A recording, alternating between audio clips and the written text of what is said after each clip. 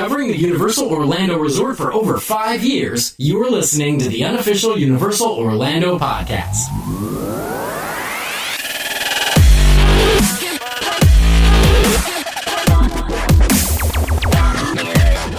Hello everyone and welcome to episode 235 of the Unofficial Universal Orlando Podcast. I'm your host Lee, and joining me this week is Darren. What's up, Internet? And Hunter. Hey, what's up? And Tracy. Good evening, everybody. How is everybody doing this evening? Or this afternoon or this morning, depending on when you're listening. Good. Yeah, I'm all right. Or tired, or awake and refreshed, or depending on when you listen. Pretty good. Getting ready, taking a big trip of the month. It's going to be cool. We can't talk about that on here. Oh, no, we can't. No, we can't. But if you want to hear about that, just direct message me. We'll talk about it. It's going to be fun. I was just getting ready for the bleep button there and he didn't do it, so whatever. Right, we have no Producers Club birthdays this week. Well, not. Are we sure? We might have, and I sure? might have just missed them. So Shout at Lee if he's forgotten you. I think we will start this week with some little things with Seth. This is Seth Kaburski from the Unofficial Guide to Universal Orlando, and I'm back this week with a big list of little things that are new at the Universal Orlando Resort. Inside Universal Studios Florida, the Despicable Me virtual queue test that I talked about last time has ended. So Despicable Me for now is gone back to the standard standby and express lines with no more virtual queue. In other USF simulator ride news, the Simpsons ride was down for a brief refurbishment and has reopened with no major changes, just a fresh coat of paint on the inside. And right next to the Simpsons ride, the Coca-Cola kiosk phone chargers, which I had mentioned previously, have suddenly disappeared. That didn't last long, so if you need a place to charge your phone, you're going to have to look somewhere else now. Of course, Mardi Gras has now started at Universal Studios Florida, and a couple of little notes. The French Quarter food court is open starting at 4 p.m., and annual pass holders can get a discount on food and non-alcoholic beverages between 4 and 6 p.m. on event nights. Normally, annual pass discounts do not apply at outdoor food vendors, so this is a great way to taste some of the New Orleans food for a little bit less money. Another change to Mardi Gras this year is that the authentic New Orleans bands, which are brought in the evenings, are no longer performing on a stage in the French Quarter area. Instead, they perform on the street in various places and pop up around the New York area. The other very exciting news this past week is that construction walls have been removed around the Race Through New York with Jimmy Fallon ride, which will be opening in early April. The gift shop has been open for a little while now, and you can see the marquee, which is styled after the studio in New York City where The Real Tonight Show is filmed. Last but not least, there's some exciting news over at Volcano Bay, the new water theme park that is going to be opening on May 25th. Water is finally flowing from the top of the volcano, so construction is definitely moving along. That's all for this edition of The Little Things. I'm Seth Kaburski, and I'll see you again real soon. Awesome. Volcano Bay is looking amazing, by the way. I think someone posted a picture coming down I-4 looking at that. Oh, it was Orlando United, and that volcano looks stunning. Yeah. I saw somebody posted a picture of the new Boathouse restaurant. I think it's Paddlefish at Disney Springs. And you can see in the background, because they posted their rooftop terrace, and in the background you can see Volcano Bay there. Oh, wow. From Disney Springs? Wow. Yeah. Holy hell. Pretty funny. Cool. It's pretty tall for the area for sure. That's good. You know, that's what they want, though. They want to capture those people going down to Disney who wouldn't be thinking, like the kids in the back of the car, like we kind of mentioned it with Seth, I think it was, last week, saying, you know, people are going to drive past it and the kids are going to be like, what's that? I want to go there. Yeah. Cool. Right, so there's some little things, but there has also been another big thing. Speaking of Volcano Bay, and we have heard a little bit more about the Tapu Tapus come out in the last couple of weeks. So, Tracy and Hunter, you've both got the info on this. So, Hunter, I'm going to go over to you first. Okay, not a problem. I'm not sure if you guys saw Hate to Fly's tweet, but it was something along the lines of, that's a whole mountain of nope. And I agree with that statement. Those slides are pretty terrifying. However, we do have more Tapu Tapu info to bring in your Valentine's Day or a couple days after.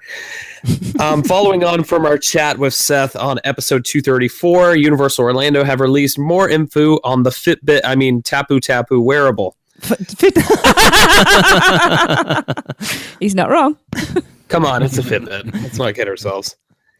On their official Volcano Bay page on universalorlando.com, we have our first view of the Tapu Tapu and the protocol of them using it at the park. It states, arrive. Enter Universal's Volcano Bay, where you'll be welcomed as part of the Waturi family. Receive your Tapu Tapu. It's an initiation. What's the number one rule of Tapu Tapu? We don't talk about Tapu Tapu.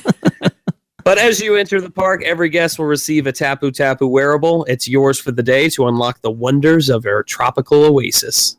Get that heart rate up. Tap throughout the park. Ooh, companion restrooms everywhere. Look for totems throughout the park and tap your Tapu Tapu wherever you see the symbol. What is the symbol? I don't actually know. I thought it looked like one of the little swirly sun designs. Oh, yes, I think it All does. right, yeah. It's like a Maori or Polynesian inspired. That word's Maori hunter, by the way. Yeah, that. Hors d'oeuvres. Directly from Moana. Anyways, hold your place in line. Tap your Tapu Tapu to enter the virtual line system. Virtual line experience. Oh. Relax and play around the park. Your wearable will alert you when it's time to ride. That symbol, just looking at the artwork that they released alongside this bit of bump, looks like it's like an orange diamond. Okay. When you see that orange diamond, you can discover interactive surprises. You can even use your Tapu Tapu to play with interactive surprises around the park, from water jets to dazzling lightning effects. Oh. Ooh. Lighting effects, not lightning. That's I'm a bit disappointed. That would have been now. cool. People have been smoked. Great for a water park. Yeah, true. I went to a water park and all I got was some severe damage to my nerve system. At least it only hits once. Ah. So at the end of the day, after that, you've got to return your Tapu Tapu. So after a day of fun, return your Tapu Tapu when you exit Volcano Bay. But that's good. That means it's yours for the day, and then they'll clean them all on a night. You're not worrying about it during the day. They'll get cleaned properly. I actually feel sick thinking about it as a germaphobe. It's just... If you're worried about that, you should not be going to a water park. Aren't you chlorinated water all day, though? Yeah, but I don't like touching other people. Never mind. Oh, because everybody will have to have one. Sorry, but this is like wearing somebody else's pants for me. It's not like if you're a group or a family where one person can have it and do it for everyone. Everyone's got to have their own by the sounds of it. Yeah. I'll just take lots of sanitizing gel. But you complained, didn't you, when you saw the image of it, that it looks quite big? And a few other people commented when I posted it on the Facebook page that it looked quite bulky. Yeah. But you didn't hear it when we were talking to Seth last week, but we didn't know what it was going to be. But I know someone tweeted me this week and said the company who make it were at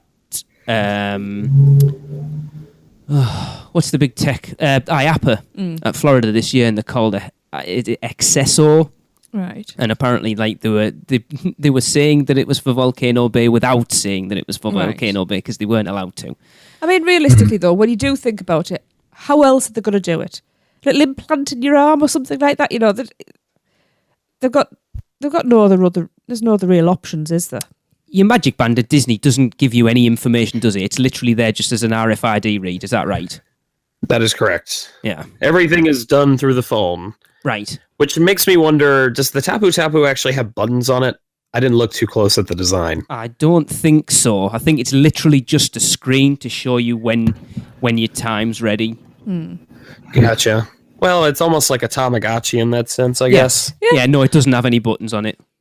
Okay. I was just thinking, because if you could navigate around, check wait times and that sort of thing, it makes me wonder if there is going to be any standby lines at all, or if they're going to just completely go, nope, you got to come back. I don't know, it's still interesting. I think at some point you're going to see this implemented in the parks as well. I mean, Hunter Wheat spoke to Seth about it a little bit, and they said we all believe that this is the initial test for it, and at some point it'll get rolled out in the parks as well. Do we know how it's going to inform people? It's got a screen on it.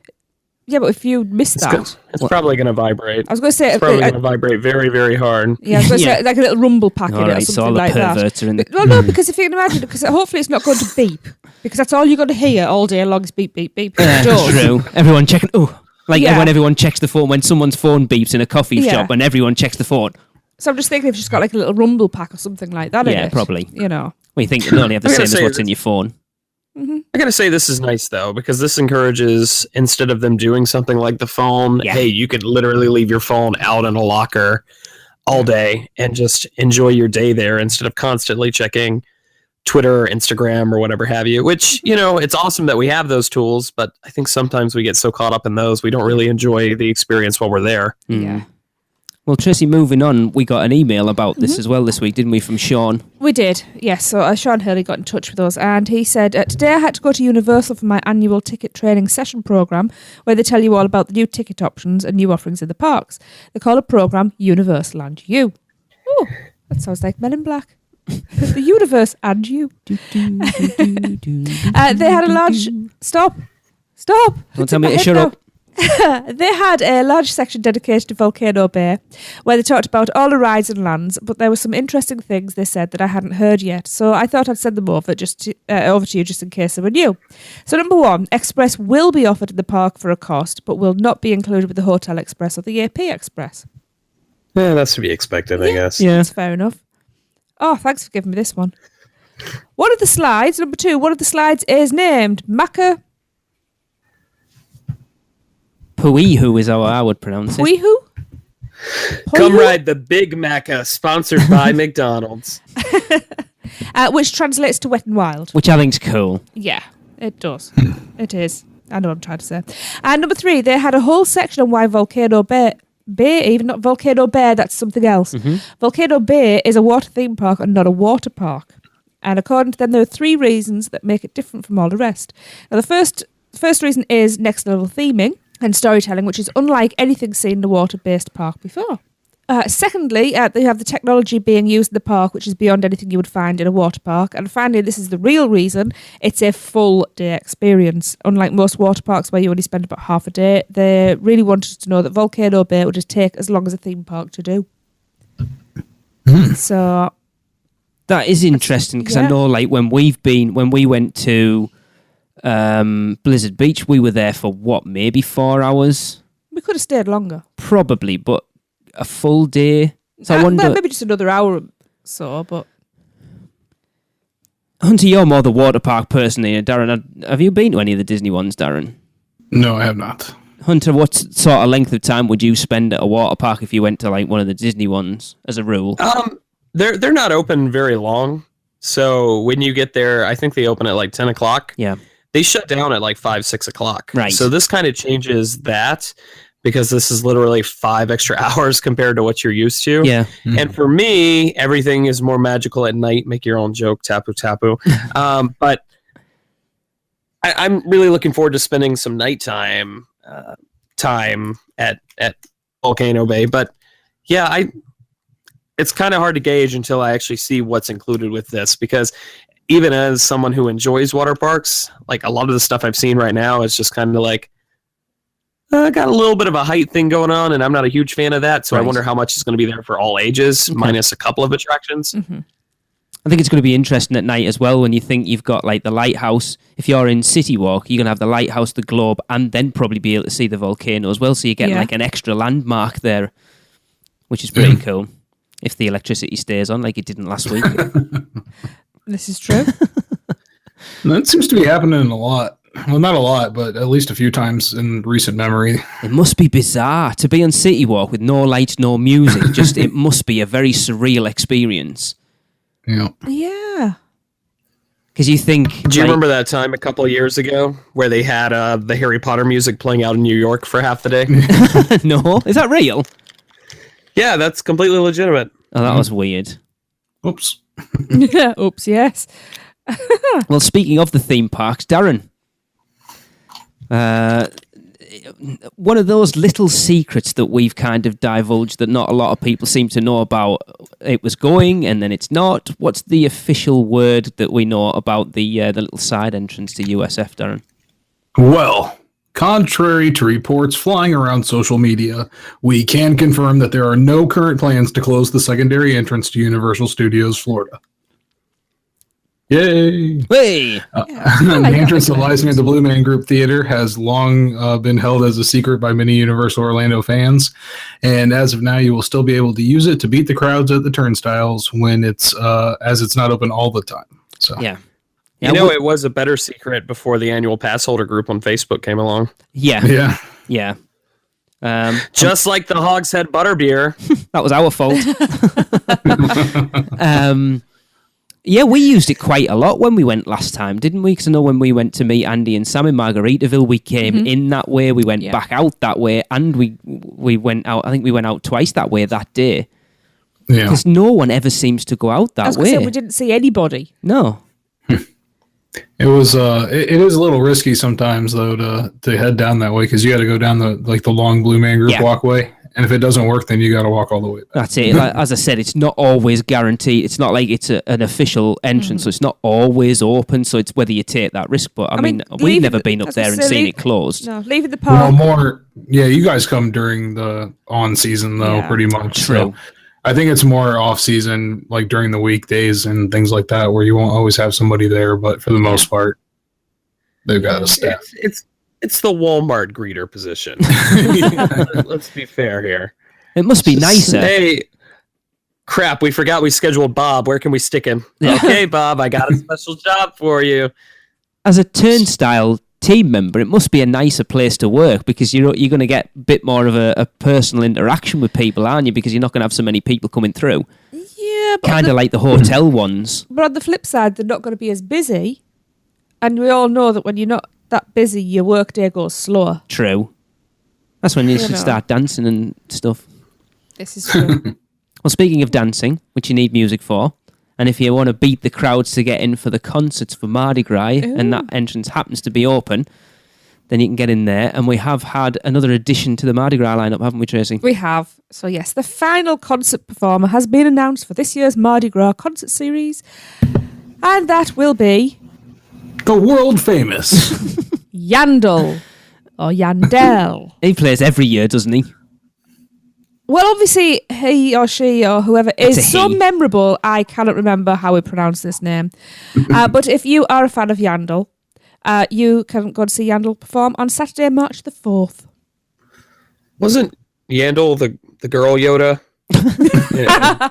In Phantom Menace? That was Yaddle. Never mind. Are either of you two planning on doing any concerts there this year? No, not me. It'll be the same thing as every year where I say I'm going to try to go make it to All-American Rejects and then I end up missing it. Darren, is it you because you don't want to deal with the crowds or there's no one that interests you? No one really interesting me and the crowds combined with that. Yeah. Yeah, I know. I think back to Hunter when you went to Fallout Boy last year and... in a way it's kind of like, oh crap, they got Fall Out Boy to play. And then I guess this year they're kind of looking back and they're like, can't do that again. It's a tough one, isn't it, to get those people. They want people that are a draw, but don't want people that are too much of a draw. Yeah, and I think it's one of the guys over at Ridevine posted this. They're like, well, if they had to skimp on this year's Mardi Gras lineup so they could put more work into Fast and Furious and Jimmy Fallon and Volcano Bay and all that, then so be it. I'm not going to complain too much about it. Speaking of Jimmy Fallon, I haven't put it on there, but the walls are down. As Seth said, I think we're going to get soft very soon because there's team members posted out in the front of it. Well, they've been spotted up the stairs, haven't they, practicing? Okay. Yeah, because as you go in, there's a lovely flight of stairs, from what I've seen. And team members have been spotted in uniform, up on the top level. Okay. Going through the motions. I know Gillian's So- out there. Who does our Instagram? She's been out there 2 or 3 times, and she keeps posting pictures of it. And she's desperate for it to hurry up and open up. I'm looking forward to it. I'll be honest. Yeah, it's something new. It's something exciting. I do think it's going to get overshadowed by Volcano Bay and Pandora. Yeah. But it's not really supposed to compete on the level of that. No, So it's not a draw. It's not there to bring people into the park. It's to spread the crowds out. no. Yeah, exactly. I just wonder how long this attraction's actually going to be. Have they announced a ride length time yet? They haven't. I'm expecting maybe about a minute or a minute and a half. I was about to say 3.5 minutes. Hunter, how long's Soarin'? Soarin'? I think it's like 4 minutes. Just feels longer. Because this, you've got like a bit of a pre-show, haven't you? And then the ride itself, and then the after bit. So I think as the whole experience, it might be quite long. Yeah. Yeah, it's the whole ride through. And unlike Soarin', that is an advantage. You do have a complete attraction from front to... Well, I don't want to even say that because it might be very lightly themed, but it looks like they're putting attention into the queue. So that there's going to be a story from start to finish. It's not literally standing in a line, looking at a wall, answering trivia questions on your phone, which is what Soarin' is now. Yeah, well, you think it's going to have the queueless stuff attached to it, so it'll be interesting to see how that works. Yeah, I'm curious if that history is just one room. To me, I think they should do it almost like One Man's Dream, where you walk in and then you've got all these props and costumes and everything. I think I've said that before, but they should have, while you're waiting between the next 2 or 3 rides, even after you're there for your ride time, you should be able to walk down, not necessarily even a whole corridor like One Man's Dream, but have a full expansive room where you get to see all this cool stuff. Yeah. I think that for us Brits coming over, that those bits aren't going to mean that much to us, but I still think it'd be quite interesting. No, but if you have like a vague interest in just television history in general, it's kind of getting back to the production roots of Universal in a weird way. You're right, actually. Yeah, it's interesting that the park's evolved, yet they're still keeping that sort of look at the past in there as well. Oh, you look at something like Hollywood Studios where they're moving completely away from that. Whereas Universal, yes, they've evolved, but they're still kind of keeping that loose theme still in the park. Yeah. I'm hoping they go a little bit more One Man's Dream with it as far as like the presentation versus something, say, like Rock and Roller Coaster. Yeah. Where it's just stuff kind of shoved into a corner behind glass. But, there's so much we don't know, but we'll be able to see it relatively soon. There's only a couple more shows until we figure out what's going on. Absolutely. Yeah, I'm wondering if it might not have a disaster kind of vibe to it with like the 2. I mean, essentially they already have the 2 rooms set up there before you go into the main room. I don't think they're going to be changing it all that much in that respect. Yeah. So maybe like mainly hosted by Jimmy Fallon and maybe using that same kind of like Musion technology with the screens. Yeah. Possibility. Anyways, so, yeah. I haven't been in that building enough to actually really think about the layout. I think the last time we were in there, we got lost, didn't we? Because we went to do the booth tour and we followed some guy that we thought was taking us to the booth, and he wasn't. He was just a guest wandering around, and he went, "Oh, were we supposed to follow you?" And he went, "No." But he ended up joining us, didn't he? Yeah. I'd forgotten about that. That was funny. Yeah. Well, the way Twister was is you'd walk in the main building and you'd have there's that corridor, and then you walk out into like an open air area, like a holding area. Yes. Yeah, which and then you go through into that. Yeah, and then you go into that first like warehouse kind of room that had the 2 screens, and then you'd go into that little kind of like back and forth maze kind of thing that after the Twister already hit, and then you'd go into the showroom. So have they actually expanded the building, or have they added anything to the outside of it to make it bigger, or is it still just exactly the same as it was? You can't tell because it's behind the facade. I don't know if anybody's seen anything behind there to see. But that's what I'm saying. The actual exterior of the building, did they build it out or not? I don't think so. Right. Because when we went on that VIP tour in the back, they still had like the Twister loading area like sign on the back of it and everything. Like, right. But if I see the picture of stairs, that gives a second level. That's a very good point. I never clicked on that, because even Gillian's posted it on our Instagram that, you obviously, the ride takes place and you come down into the shop. That's interesting, So it may end up being sort of like a cinema is. but maybe going from the top, some cinemas, and it goes down, so you could load at the top and then drop down or something. Yeah, I never clicked on that. Because with soaring, how you all sit and then they all up. lift up. Yeah. They could feasibly do it the other way. So it's like sitting on Dragon Challenge. And so then you're it drops suspended, down into the and it would just go down, and drop down that way. That would be a loading option. But I don't. Obviously, it's all in my head there. Interesting. What were you going to say, Hunter? Oh, I was gonna make a really dumb joke about Escape from New York, but I'm not sure how many people would have gotten it. Escape from New York starring Kurt Russell. I mean, that would have excited me. Yes. I think you're one of very few people it would have been. Anyway, speaking of... Could there be a more inappropriate, out-of-touch attraction to put than Jimmy Fallon? Oh, my dear. Speaking of BCD and e-ticket attractions, it's time to head over to Maureen for Autism at the Park, and she's over in Springfield at Kangan Kodos. Hi, this is Maureen Deal with Autism at the Parks, reporting from Universal Orlando Resort for the Unofficial Universal Orlando podcast. And today I'm at Universal Studios Florida, outside the Kangan Kodos Twirl and Hurl attraction.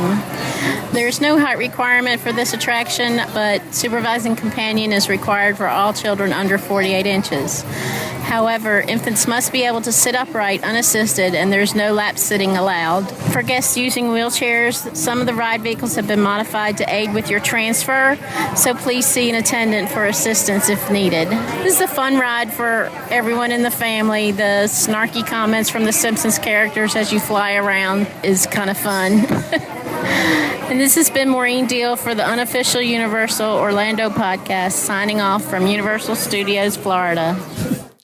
I can't figure that attraction out because I don't know where you're supposed to have your vehicle to get those targets to hit.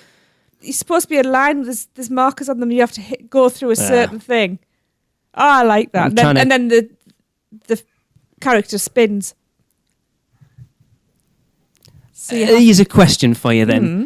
Darren, not for you because I know how many times you've ridden it. Darren Hunter, how many times have you ridden Kangan Kodos? I'd say probably at least 10 times. Okay. Hunter? Maybe more. I've ridden it twice, just during various stages of Gringotts being made, or excuse me, Diagon Alley in general being made, because that was a way to get some really cool pictures and check everything out from up there. You what? They're both ridden with us. No. Pretty sure Darren has. I think we've ridden it with Eric. Darren has. No, I don't think he has. Darren has. I'm pretty sure I might have actually sat next to Darren. Have you, Darren?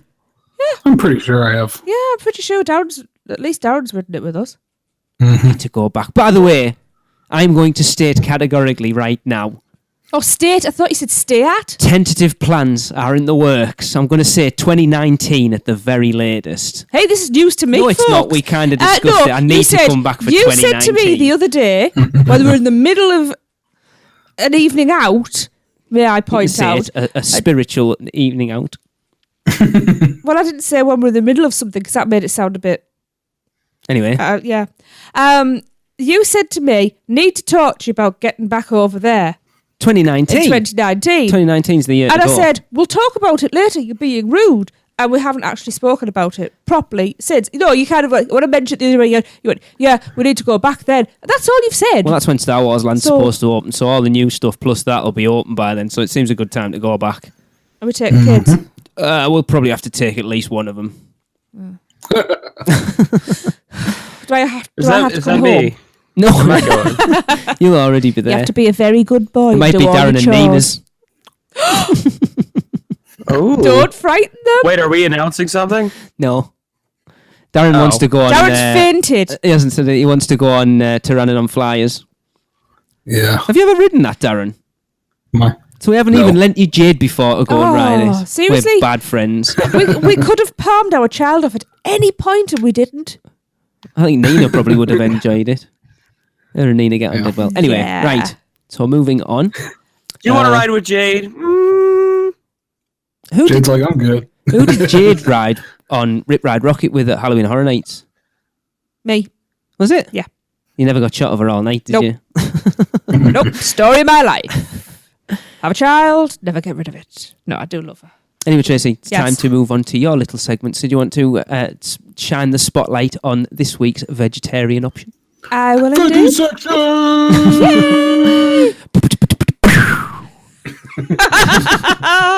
Kablam! Go on then. Right. So yes, this week I will be staying in City Walk, and I'm going to be looking at the Portobello sandwich from the NBC Sports Grill and Brew. Now, having eaten at the Sports Grill and Brew, the food was excellent. It wasn't veggie, but it was excellent. I've just Which had is good someone stuff. tweet me today who ate there yesterday, and they have a suggestion for a vegetarian thing, but I will save that for a later show. Okie dokie. Now, the Portobello sandwich, according to whoever is writing for Universal, is one of the best vegetarian sandwiches that they have tried on property, hands down. Hands down makes it very difficult to eat something. Very messy. This sandwich is stacked, of course, with portobello, avocado, tomatoes, Swiss cheese, arugula, or rocket for the Brits, and other yummy toppings. There you go. There's another word that we have different. Eggplant and arugula. Eggplant isn't No, but I'm arugula. saying that we had a whole conversation, and then it all went in the producers club. That what was the other? What was the one in the producers club that they were Look at the talking odd about that section we to don't myself one time. pronounce? Cucumbers, was it? No, it was. What's a zucchini? Courgette. Zucchini. Zucchino. What was the one that you had in your last section that we had a discussion over? It was eggplant, wasn't it? Yeah. And we call it aubergine. Aubergine. Yeah. So there. So arugula is another one. I wouldn't have known that was rocket. See, arugula sounds like an old-time car horn to me. Arugula. That's the one. Arugula. Oh, see, it's a good job we don't call it that, because that's how I'd say it all the time over here. And I can't stand the stuff. So, let me carry on describing this sandwich.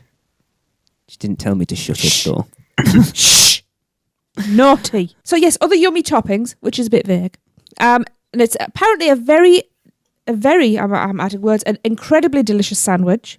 And it is completed by a delish, quote there, delish pesto spread. And it's definitely a home run. I never included you the picture this week, did I? You didn't? It was there, and then it obviously now isn't there. Well, You wouldn't eat that because of the If- avocado and the arugula. That sounds good to me. yeah, I really don't like avocado. It's like eating soap. I like avocado as if it's Mashed. Guacamole. Yeah, I don't like it then either. Guacamole. I think it's a texture thing for me. Yeah. But it does sound like a great sandwich, and if that's the sort of stuff that you like, it sounds like it's going to be absolutely jam-packed. So, Yeah. it looked nice. I say I normally include the picture for you, but I haven't. But it did look I know. nice, as sandwiches go. well, I'll take your word for it, dear. So yes, that's this week's vegetarian option. Well, if you would like to take advantage of these vegetarian options, Darren, there's something that will make it a bit more enticing for people to visit City Walk now, isn't there? Killing it on those transitions. Oh, I know. Yes, there is. Universal, as it seems they might do from time to time, must have been listening to our discussion about City Walk on episode 233, as they are now offering complimentary parking to all guests that arrive after 6 p.m. Not valid on Halloween Horror Nights, event nights, of course. But yeah, Does that mean on a Halloween Horror Nights night, you still have to pay to park whatever time you turn up? yeah, I do believe so. Is Full that how price. it is normally? Because On I know, Halloween Horror Nights nights, yeah. yeah, because I know when we came over last time, I was expecting it to be, because it used to be, was it $5 after 6 o'clock? Yeah, it was reduced, wasn't it? It was reduced, Yeah, wasn't it? So we came over think so. to go. We went to Red Oven, and This is last time. completely forgot that it was Saturday night, so Halloween Horror Nights was on. Queued for like 20 minutes just to get through the turnstiles. Yeah. Day we landed, yeah. And obviously paid $20 to go to City Walk for an hour and a half. Ouch. Yeah. That's a bit of a. So, I find that interesting that if you're not going to Horror Nights, you still have to pay full price. well, how are they really going to be able to tell? I don't suppose they can really, Because if you go in and they say, well, we want to see your Halloween Horror Nights ticket, you go, I haven't got a Halloween Horror Nights ticket. Okay, you're free to go. Let's be honest. Us theme park fans are always trying to cut money so we can use them on non-necessary things like dessert parties. Like out in Disneyland, they have Downtown Disney, which is connected to the parks, and they literally have a gigantic sign that says, "Please do not park here if you are going to the parks." Do you know what people do? They park there. They obey the sign, Darren. Really? No, I'm just kidding. All right. So I don't think there's really a way. I think I read that the preferred parking is going about the wayside during the evening because of this. Okay. I'm trying to remember my source on that one. I think there's still going to be, what do they call that parking? Not escort parking. What are we talking about? Valet. Valet parking, yes. Only for I think escorts. that's still going to be there.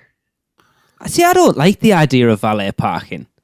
I've seen too many me movies. I don't like the idea. It's like not so bad for us because we'd be in a hire car, but I don't like the idea of someone else driving. Like if it was Darren turning up, I wouldn't like the idea of somebody else driving my car. Darren, he doesn't want you driving his car. Yeah, that's how I heard that as well. No, like if Darren turned Darren's up to car. Universal and like paid for valet parking, I wouldn't like to think that someone else is doing what I wouldn't do to my car. I've seen Ferris Bueller's Day Off. Yeah, what was it? Last year, that video came out of the valet at Universal attempting to like rev a car up and go crazy with it, but the owner had a dash cam and the car has a valet mode that doesn't allow them to like rev over a certain RPM. Oh. So he posted the video online of the Universal valet guy like cussing him out and everything, like just in the car trying to rev it, and I wonder if that guy still has a job. I wouldn't expect so. But yeah. So yeah, even other than that, I just would not want to valet my car. No. I heard it takes a long time to pick it up too. So. Yeah, I suppose because you've got to go there, give them your ticket, they've got to go and get your car, drive it back. Yeah. Yeah. Yeah, it's probably 6 and 2 3s for the time you're saving for walking up to wherever you parked. Yeah, and you had to tip them. Even though it's free, it's included with our passes because we got the top pass. Yeah, but we just rather park in preferred parking because it's right there. Yeah. So cool, right? Well, you've cursed me, Darren, because I've been sat for the last 2 minutes trying to think of a transition into the next one. And I can't. So we're going to move on. Yeah, they do have. Speaking of sitting cars in have cars, seats, you mean? Yeah. See, I'll help you out. Time to move on to the best seat in the house, our little segment where we are going to try and give you the best advice to find out where is the best place to sit on certain rides. And this week we are moving into the Wizarding World of Harry Potter Hogsmeade, and we will begin with Harry Potter and the Forbidden Journey. And of course, as we have done every week, we'll begin with the Producers Club comments, and we will go in the order Hunty, Tracy, Darren, and then me. So Hunter, Tracy, Darren, and me. So Hunter. I only respond to my actual name now, Lee. Hunty. That Hunty and Tracer. Yeah, that's what I said. You did there, Hunty. Good job there. Is that like our celebrity marriage name? Hunty. You and I, yeah, Hunty. Do you know that's going to be a t-shirt, isn't it? Much better than Lunter. I'm not as big. Linter? Lunter, come in here and eat your porridge. That sounds German. Lunter. Lunter.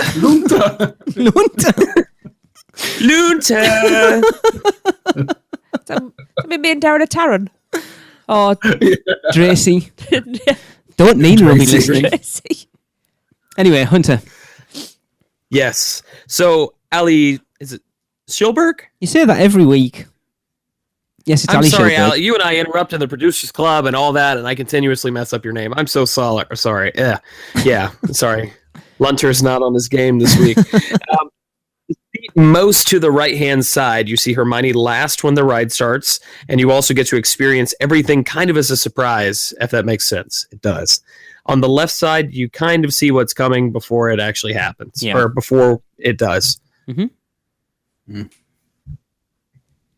And I've got Alicia Stella. And she says, if you want a more wild ride, sit in the ends as the movements are more extreme. Sit in the middle 2 seats for less movement, since you'll be lined up with the Kuka arm and will have less swinging back and forth motions. I like it more wild, so I always sit in the end. Okay.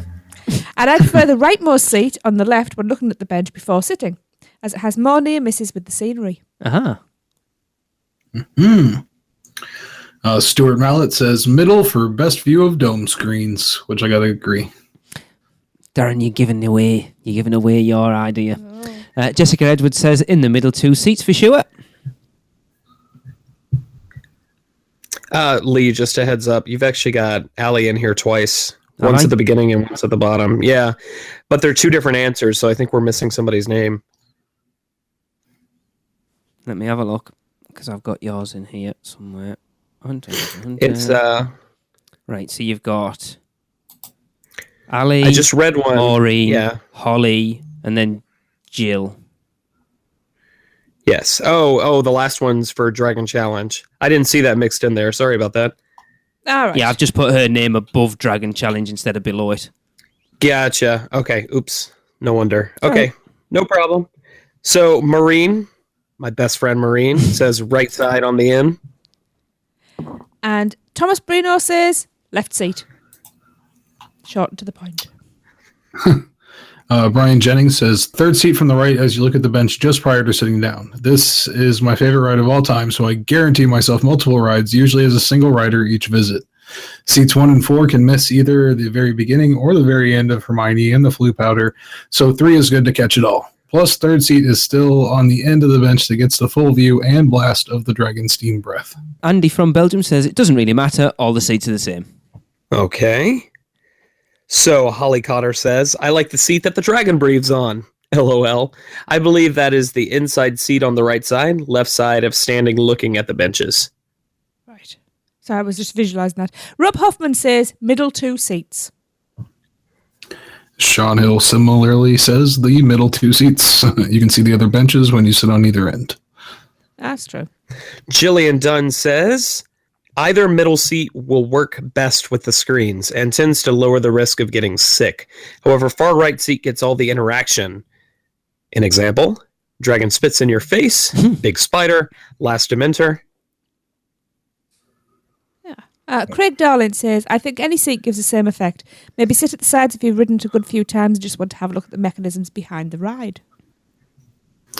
And Lonnie Clay says, anywhere is good. Okie dokie. Right, so now on to us. In the same order. Hunter.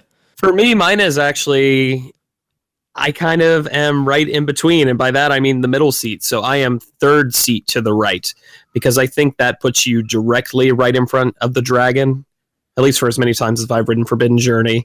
And then the sense of motion in that spot is actually enhanced. I think you get the most motion all the way to the left. I'm not sure if anyone else can confirm that for me. But I think that's just kind of the sweet spot as far as you see the screen super clearly. That's a great spot for the interaction that you get. And you get really up close and personal with the Dementors in that section. So third seat in. Is that to the right, looking at it before you get on? So that's going to be... So if you're looking at the benches I guess from third the walkway. to the left in that case. So when you're sat on it... Or second to the left. Right, Hunter.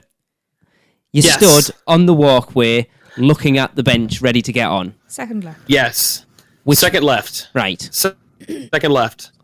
So Yeah. one, You're in the two, Universal yeah. parking garage. Yeah. Well, that's okay because he hasn't stolen my spot. Because I always end up at the far left as he facing it, far right as he's sitting on it. So Hunter's next to me. To the first Yeah. seat. No, the last seat. If I'm facing it, it's the on the left, but I'm sat on it. Don't the forget right. you're facing me. So when you're doing that, it means... Lee, can you stop trying to I know. answer for Trunter? Tracy and I have this.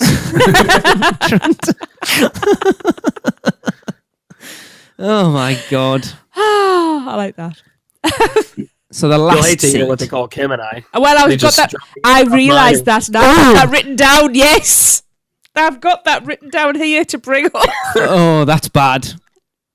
It's nothing you haven't called me before, Lee. I've never Stop called you yelling that. at me. Him. Yes. Darren. Oh, okay. Well, You done yours, haven't you? Oh, You it said it was there. Well, go on then. Well, it's mainly by default because I always end up in that seat. But I can't remember why now. Have you ever Been sat anywhere distracted. else? Yeah, you must have done, because you I've sat next in to the me middle. before. Yeah, I've sat in the middle. I've not sat first seat. Or sat the last seat, if you like. All right. But I like to. I've ridden it so many times. I like to be able to twist and have a look and watch all the machinery and stuff like See, that. I don't. Oh, I I've do. It's seen it once, fascinating. and it's like I don't need to see that. Darren, I guess either of the middle two seats, but if you had to pick one, then if you're looking at it, then the one towards the right, the middle seat on the right. right? Any particular reason?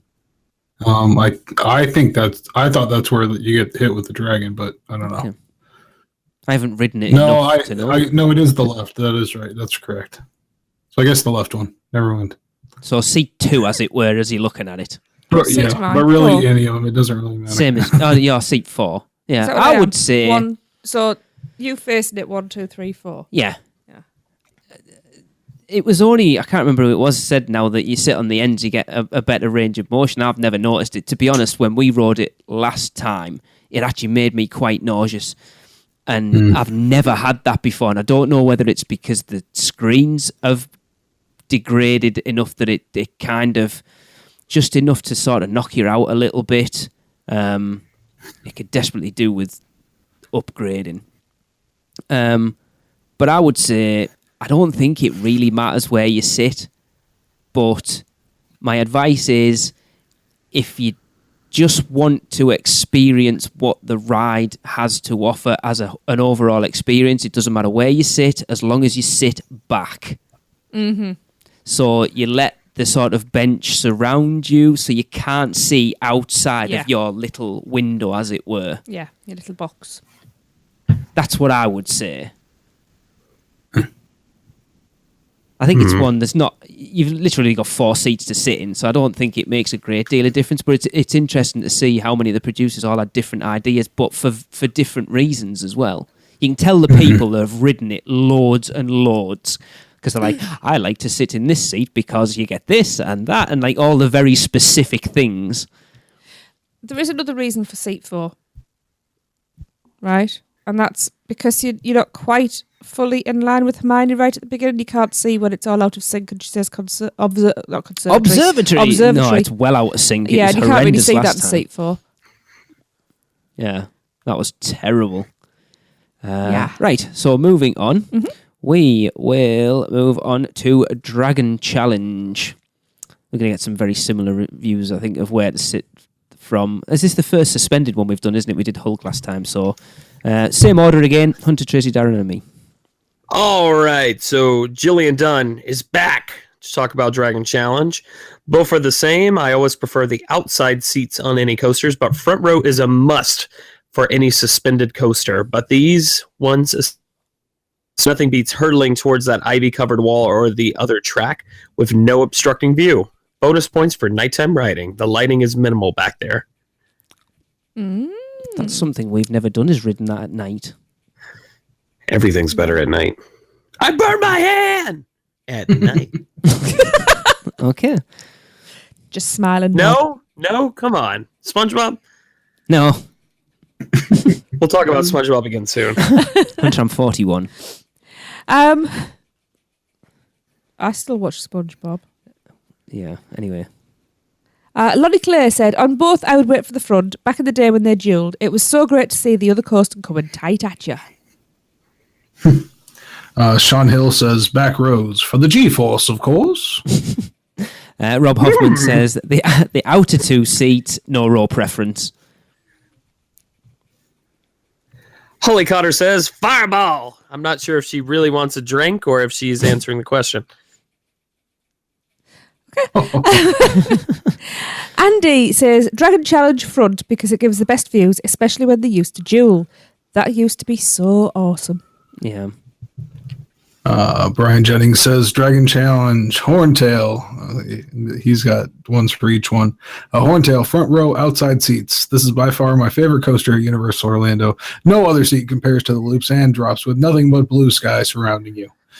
And for the Fireball is front row, outside seats for the same reason. However, he will give back row, outside seat a close second here for the whipping action and the last second view of the vertical wall. Cool. Thomas Brino says front row. Maureen says she's never rode it, and she never will. And then she puts this really sadistic smiley face at the end, which is even sadder. Jessica Edwards says front row is good for the view, and I think with the speed on these, the front row doesn't get too impacted by the slow drop waiting for the back to catch up. I think any of the outer seats are the best. And Stuart Mallet says front row feels like flying on the beast. Alicia Stella says, I only ride ice. Is that the Horntail? I'm not actually sure which one's which. I don't know which is which. I'm not even sure. I just still call it ice. The blue one and the first row, or first 3 rows if you don't like waiting, are the best. The blue one goes over the red track at one point near the beginning, offering an incredible feeling of weightlessness you do not get on the other track, and sitting in the front row so you get the best views of Hogwarts, the train station, and just wherever you're going in general is the best on this ride. Red is too rough in a few places, so I just don't ride it anymore. Huh. Fair dues.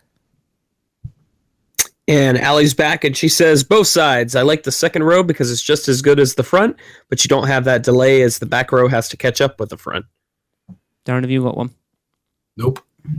Right, we'll move on different order then, because Hunter just took that last one. So we will go, Tracy, what's your preference for Dragon Challenge? Let's do specific which one, if you can remember, and then a seat. You would assume the Chinese fireball must be fire. Yeah, must be fire. Which Is it's the right one, isn't it? I can't remember. Seem to think that's the right one. Red one. Red for right.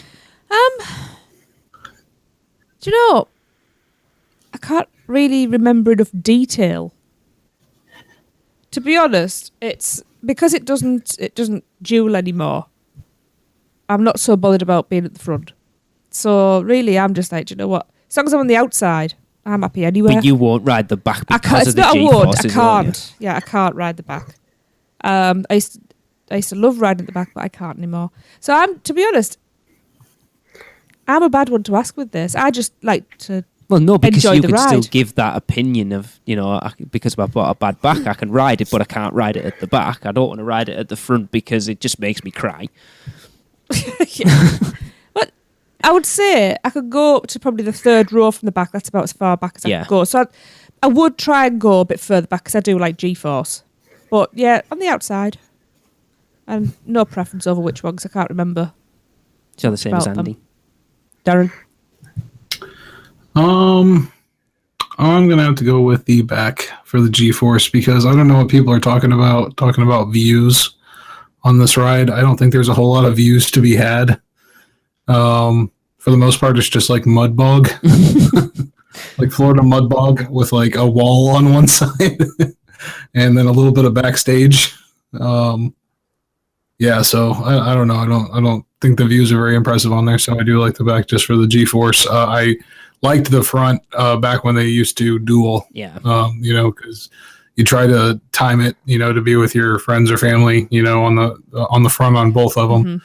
So you can, when you pass by, you can see each other and that kind of thing. But since they stopped that, I just want the G-force experience there. Mm-hmm. Hunter? I only ride one side on this roller coaster, and that is the Hungarian horntail side, the blue side, the ice side, whatever you want to call it. If you give me the option, I'll ride in the front row because, like Darren's saying, there's not a heck of a lot as far as views are concerned, but just having that completely unobstructed view for the front of the track, that's nice. But yeah, I do like Hungarian horntail because it has more inversions. I mean, the other side's a bit faster, but I just think Hungarian horntail is a more enjoyable ride, and I'll pretty much ride it anywhere. It never has a wait, so just wherever they put me is where I'm happy. But front row if I had to choose. Yeah. I think it is a tough one. I mean, I don't know them well enough to know which which one's which at this point, because I know one's more about the speed and one's more about the inversions, isn't it? But I couldn't tell you which one's which. I will say Horntail is easily my favorite roller coaster at Universal Orlando. Okay. So I think as far as where to sit, I think the blue one's on the left-hand side, I was going to say, yeah. I always seem to end up on the one on the left-hand side. Yeah. I think that's... Well, we did both last time. Isn't that the one that when it did duel went over the top? I can't remember. See, I would if they still duelled, I would say front row every time. Oh, yeah. Every time. Because that near miss section in the middle where they both come together and do the inverted loop was phenomenal. Mm-hmm. Yeah. It was so good, like to the point, like, and then there's another bit where I think one does a corkscrew underneath the other. Uh-huh. And if you were on the one at the top, then pull your feet out the way because my ankles are going to get chopped off. That's when the other one leapfrogs over. It's just such a shame that it doesn't duel anymore because it's just two average coasters at this point, and it used to be fantastic. But I would still say front row, so you can sort of relive those memories of when it did used to duel and imagine that other one's in front of you. But I think if you can take the G-forces, go somewhere near the back. But I think the only recommendation I would give is, I think a lot of people have already said it, is get the outside seats. Yeah, if you stare at the other empty track as you pass by it in the near miss sections, time will slow down for a second, and you can hear Sarah McLachlan song playing in the distance. I'm gutted as and well. Then it goes back. I'm gutted as well because the only time that Raymond got to ride it, Jade wasn't tall enough, when we went in 2009. They were dueling, and it was all sort of fenced off because you came into it through Jurassic Park. Right. Well, why the heck haven't they allowed it to start dueling again with the metal detectors? Why not? I don't know. Well, if we got free parking last week after we complained, who knows? But the disappointing thing was that when Raymond and I rode it then, it was dueling, but I think because they were working on a lot of the stuff around it, it wasn't lined up properly, so all the near misses were mistimed. So one had hit the loop first, which was a shame. So it's never even. It's supposed to wait. Yeah, well, that's when you're going up the hill. That's why they see which one. Then one will go. Yeah, the weight one will go slightly. So that was disappointing. Yeah. That it's been 12 years at this point since we've rode it when it's been properly dueling. Yeah. Yeah. But I mean, the big rumours surrounding it it might not be there much longer. We'll see. I think they've got other stuff on their plate. Oh, absolutely. I think Toon Lagoon needs to be fixed, and Seuss Landing needs a major upgrade before they do anything. Yeah, and Lost Continent needs something added, but I think we've talked pretty much every week at this point that Islands needs some help desperately. So they've concentrated the last 10 years mainly on Universal, and Islands has got left far behind at this point. Yeah. Cool. Right, well, that's going to wrap up episode 235. Thanks, everyone, for joining us. That was fun. I enjoyed that. Yep. And we will be back next week for another episode, so see ya. Send us your suggestions for couple pair names between the four co-hosts. I'd love to read them.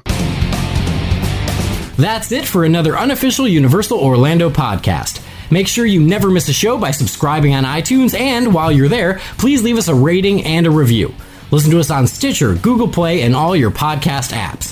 Email us with any questions or comments to podcast@uuopodcast.com, or even better, record your message at speakpipe.com/uuopodcast. Follow us on Facebook, Twitter, Instagram, YouTube, and Pinterest, keyword UUO Podcast. Check out our blog for even more content at uuopodcast.com. Well, that's a wrap. See you next week.